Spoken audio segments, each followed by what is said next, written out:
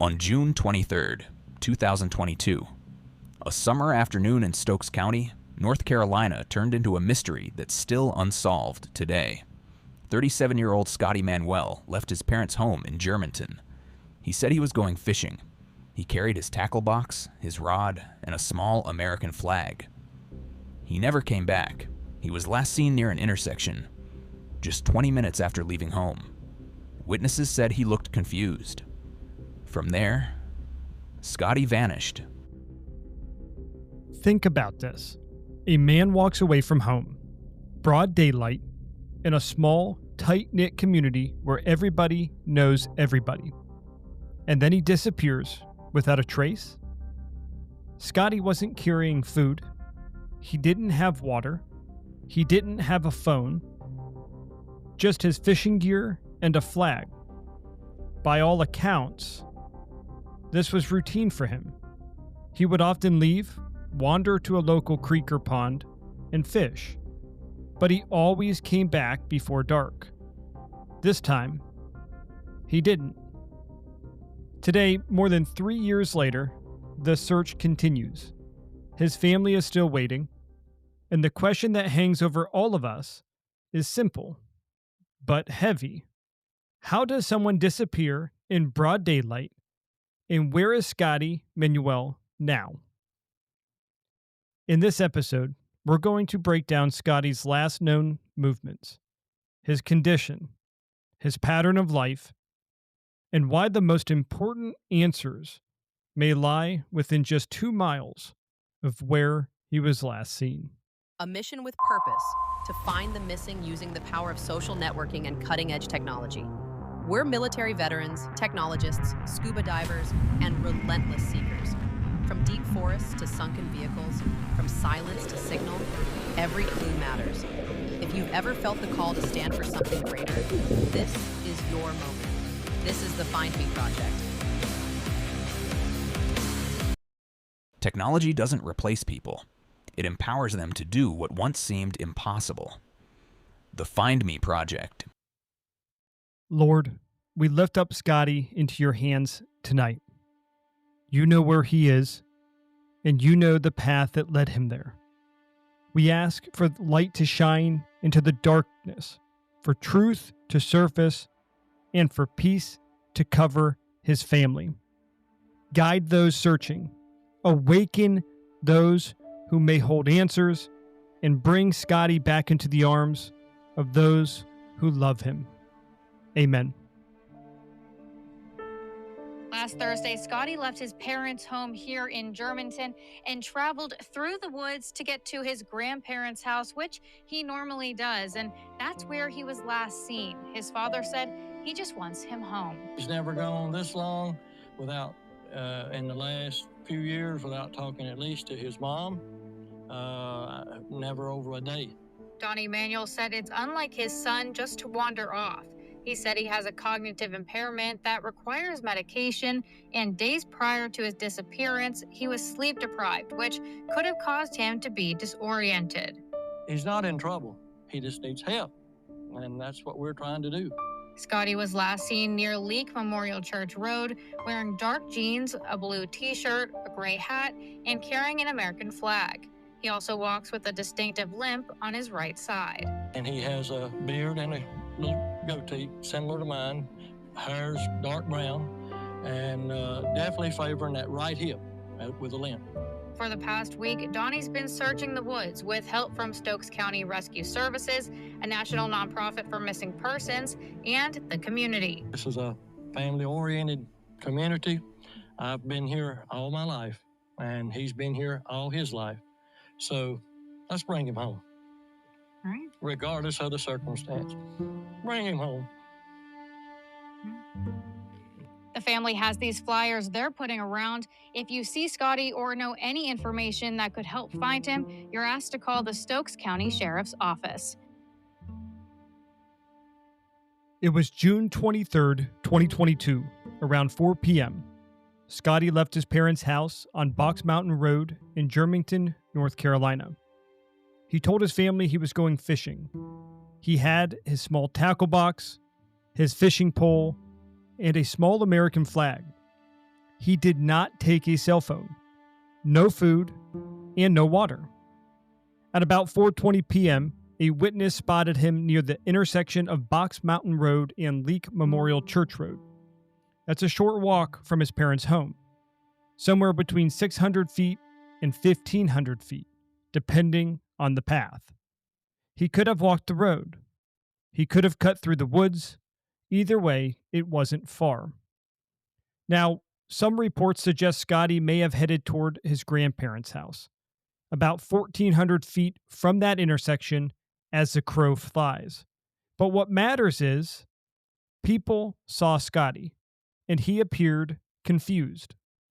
Scotty was known not just to go fishing, but sometimes without telling anyone. But he always came back home by nightfall. That's critical. Every indication is that Scotty was doing what he always did, setting out to fish, expecting to be back by dark. But at the time, Scotty was struggling. His family said he'd been severely sleep deprived. He also has a cognitive impairment that requires daily medication. That combination could easily cause disorientation. Still, nothing about his departure raised immediate alarms. It wasn't until evening came and Scotty never returned that his family knew something was wrong. They called authorities. A search effort was launched. Walnut Cove Fire and Rescue volunteers joined in. Winston-Salem Fire Department's search and rescue team followed. And yet, nothing. No footprints, no gear, no clothing, no trace of Scotty anywhere. This part of North Carolina has some fishing spots, but not many.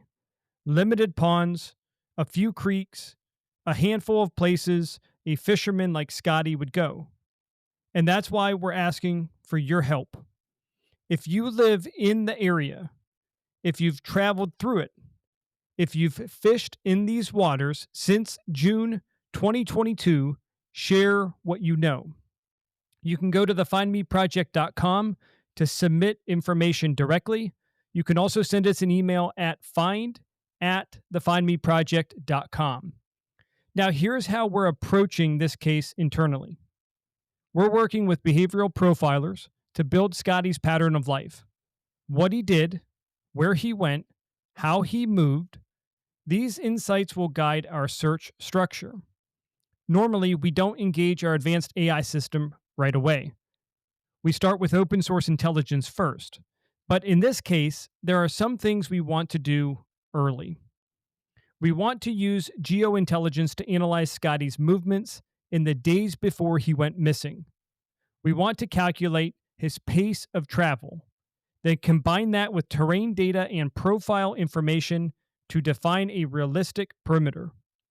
We're also working to identify which locations in the area would have drawn him the most probable fishing spots.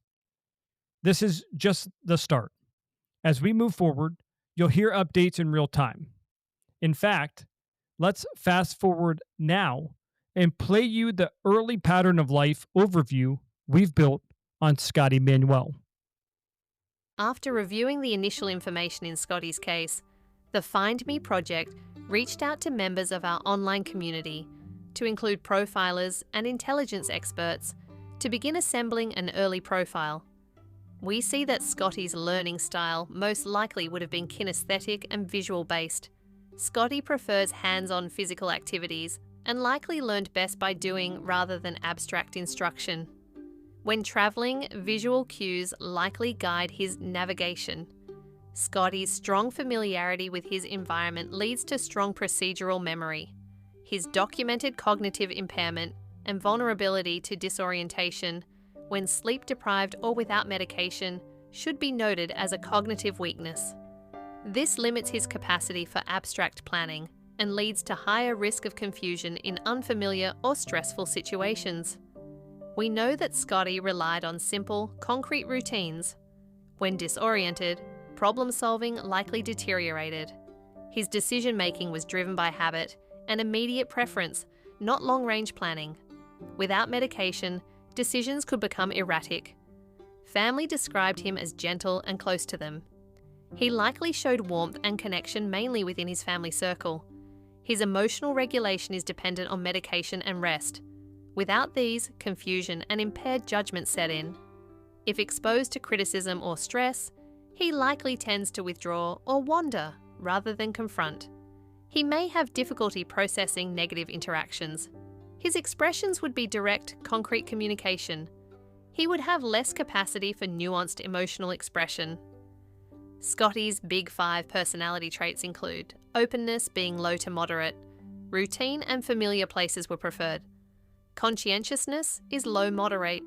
He needed external support for consistency. Extroversion is low. Activities were solitary, fishing alone or walking.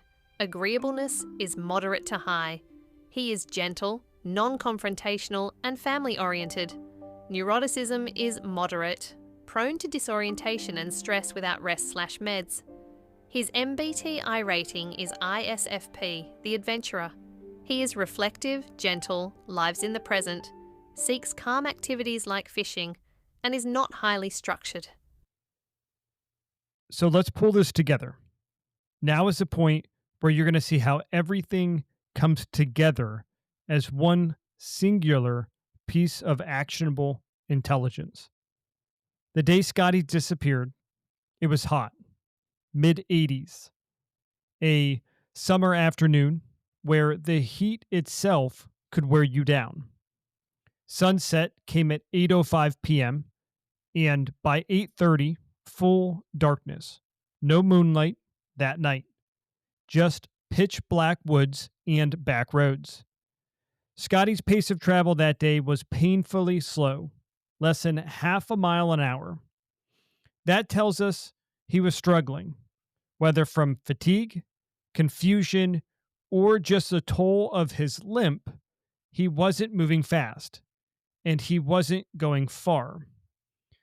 Now, how we were able to gather this information is by looking at Scotty's pattern of life before and the day that he disappeared. We were able to really zoom in on that data, and his pace of travel was under 1 mile per hour. You have to understand that the average person's pace is somewhere around 3 miles per hour as it pertains to the terrain in this area. So again, just to reinforce that, Scotty was moving very slow. Now, here's the hard truth. When we ran our media and awareness visibility score on Scotty's case, the results came back low to moderate. That means this story hasn't had the reach it needs. It hasn't broken into sustained coverage. That has to change. We need more awareness. We need people sharing Scotty's case online. We need newsrooms to pick it up and broadcast it. And we need the public at large to understand this isn't just another case file. This is a son, a man who vanished in broad daylight.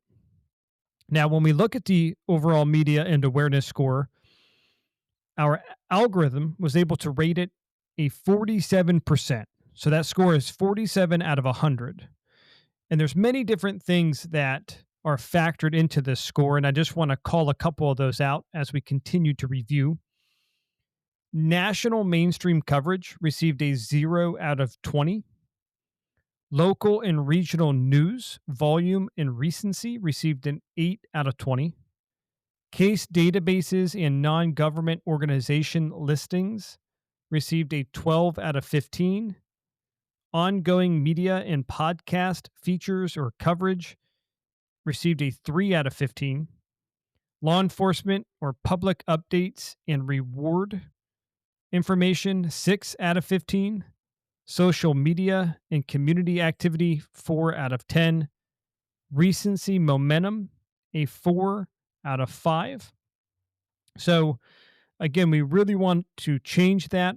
We here at the Find Me Project have a plan, and that's sort of baked in to our overarching process, but we need everybody's help, especially anyone that is listening to this podcast, you have the power and capability to share it with your following and your audience. So please help us. Now, if you have information about Scotty's disappearance, no matter how small, please send it to us. You can remain 100% anonymous. Email us at find@thefindmeproject.com. You can use our contact form at thefindmeproject.com, or if you prefer secure communication, you can send us an encrypted message on Signal. Our username is thefindmeproject.22. Again, that's our Signal username, where you can remain 100% anonymous and encrypted. Our username is thefindmeproject.22. And if you want to go a step further, join us. Become part of our Guardian Angel Task Force. Inside our online community, you can submit intelligence flags, share leads, and work directly on Scotty's case. We're also planning both a virtual search party and a live search event in the Walnut Cove, Germington, North Carolina area. Check our event section for updates on those when they become available. At the end of the day, this is about bringing Scotty home, or at the very least, bringing his family the answers they've waited too long for. So thank you for listening, for caring, and for standing with us.